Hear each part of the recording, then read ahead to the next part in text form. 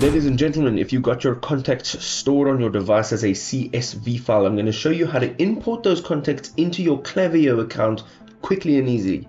So let's dive in.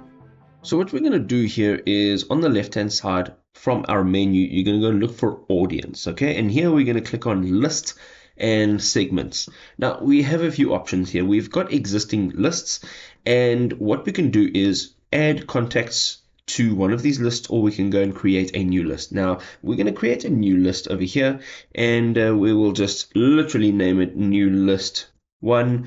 We're going to add optional tags and create list. Now once this list has been created, you will see on the top right hand side there is the option to manage list, and here you want to click on import contacts. Importing contacts from here is relatively easy. You have the two options.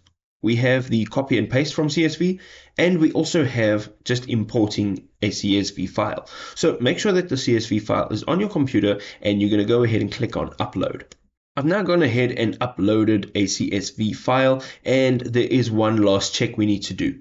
As you can see here, there are CSV columns, and here are the Klaviyo profile properties, okay? And this is how it's mapped. You need to just make sure that these match. So when it says first name, make sure it says first name here, last name the same, and email address the same. Now if it does not, you can just literally use this drop down menu and you can change the information accordingly.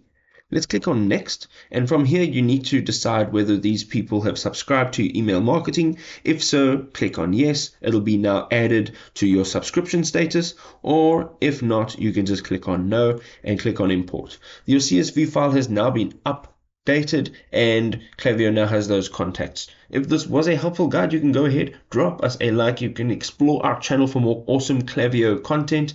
We'll see you over there.